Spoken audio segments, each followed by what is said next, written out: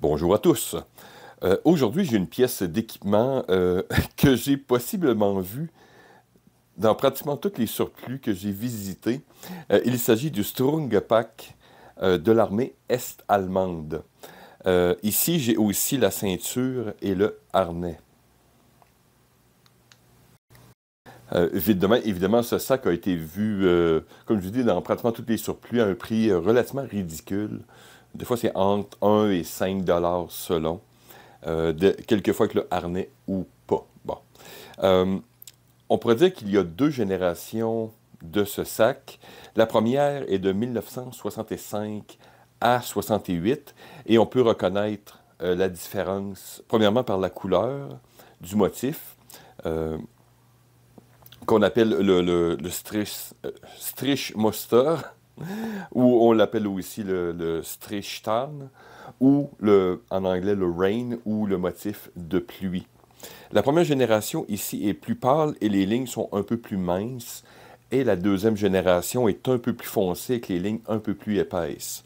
En ce qui concerne ce sac, aussi l'intérieur de la deuxième génération, je ne sais pas si c'est sur tous les sacs, mais vous avez une version à l'intérieur qui est imperméabilisée, donc comme une espèce de vinyle ou d'uréthane caoutchouc. Donc, je vous montrer une photo ou deux, là.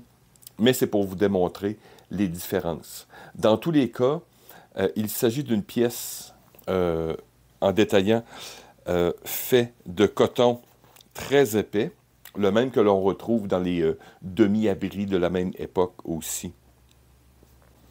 Pièce en métal, dans certains cas, ça me semble être de l'aluminium. Donc, c'est un sac relativement simple qui sert de sac à dos, de sac utilitaire et même de sac de messager. Donc, détaillons un peu la chose. Comme j'expliquais, le tissu est un canevas très épais. Vous avez deux boucles à l'avant. Fermeture classique, mais avec des petits renforts ici très jolis. Avec, vous avez des arêtes à l'intérieur. Donc, des dents. Sur les côtés,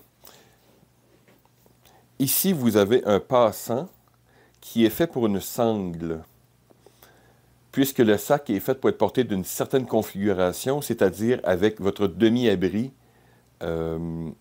qui va être mis comme en forme de U. Donc, comme je vous dis, je vais vous montrer une photo ou deux. Dans le bas, vous avez encore ici une bande avec des œillets, mais aussi ici, nous avons une espèce d'œillet à dents comme inversé. Je vais vous montrer à quoi ça sert tantôt. Sur le dessus, voyons, vous avez une poignée. Vous avez aussi un autre passant qui est fait encore ici pour la sangle du demi-abri. Une bande un peu plus courte, avec des crochets, bien sûr, qui vont s'accrocher sur le harnais. Et à l'avant ici, vous avez un contenant quelqu'un pour une bande patronyme ou de l'information. J'ai mis une couverture, un poncho liner à l'intérieur pour mettre un peu de volume, c'est plus facile. Donc ici, on retrouve, bon, à l'intérieur du rabat, pas grand-chose. Ici, c'est de l'information du surplus. Sur le dessus, vous avez comme des rabats un peu presque coupés. Voyez-vous, là, il n'y a pas de finition vraiment. Et ici, on retrouve justement cette espèce d'imprégnation, comme je vous dis, on dirait du vinyle ou de l'uréthane. Deux rabats qui se ferment par les sangles, même type que l'on retrouve sur le sac. Là. Hop. Voyez-vous, ce fini-là, mais que l'on ne le retrouve pas à l'intérieur. Donc, je vais enlever ceci. Et le sac lui-même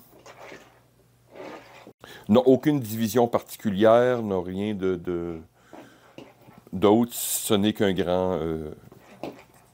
grand sac volume, prêt à mettre vos trucs de combat. Alors, c'est maintenant que ça devient intéressant. Même pour les années, on est dans les années 60, 70, Le système de harnais est primitif. C'est un système que j'ai vu, entre autres, comme sur les Suisses un peu. C'est un peu vraiment... Bon, enfin bref, vous allez comprendre. Vous avez une ceinture, c'est le superbe logo NVA. Donc, vous avez une ceinturon. Donc, ça a la taille d'une ceinture de pantalon, on pourrait dire de parade régulière, mais j'ai vu que cette ceinture est en fin de compte une ceinture de combat, donc qui est portée sur les soldats comme un harnais de combat régulier.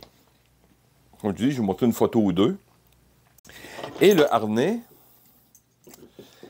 ce sont des sangles en Y, très ressemblant au système de l'armée allemande de la Deuxième Guerre mondiale. Donc, vous avez 2 anneaux ici à l'épaule, vous allez voir, qui se portent avec les crochets du haut ici. Donc, ça permet de faire un léger ajustement en longueur. Enfin bref, je crois. Taille petite, taille grande. Et les bas, ce ne sont pas des boucles régulières hautes, ce sont des crochets. Et ceci va s'accrocher dans... de cette manière. Je vais vous montrer plutôt une vidéo, mais je veux... Donc, cette sangle ne s'accroche absolument pas ici, dans le bas, mais va plutôt s'accrocher sur votre ceinture de combat. Nous sommes dans position de dos. Donc, il s'accroche, comprenez-vous, de cette manière. Voilà, donc, c'est assez particulier. Donc, et à l'avant, vous avez ce même type de crochet encore ici, avec des boucles au bout. Et il se sépare donc encore ici comme une forme de Y pour d'autres choses. Donc, je vais faire un petit montage rapide avant plutôt de vous montrer une vidéo, là, plus moi en train de porter le sac. Mais bref, quand vous avez vos harnais, vous avez 2 œillets ici qui vont s'attacher. Donc, je vais prendre celui du bas. Je suppose que... Je sais pas si ça fait petit ou grand. Enfin. Ensuite, comme j'expliquais tantôt, la sangle à l'arrière s'attacherait sur votre ceinturon de combat. Ensuite, il faut que je démêle tout ça. Bon, vous voyez, la sangle qui se sépare ici va s'attacher sur le crochet à l'arrière.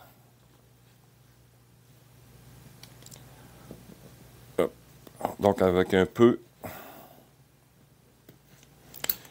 Voilà. Prenez toujours en considération que j'ai comme une autre sangle ici. Même chose de l'autre côté. On va prendre ces anneaux et on va... Et ceci donc sécurise le sac. Et cette sangle ici à l'avant, voyez-vous que les mêmes crochets vont s'attacher à l'avant de votre ceinture de combat. Enfin, quelque part par là. Comme je dis, c'est compliqué. Ça va paraître moins compliqué à la caméra, mais c'est un système inutilement compliqué.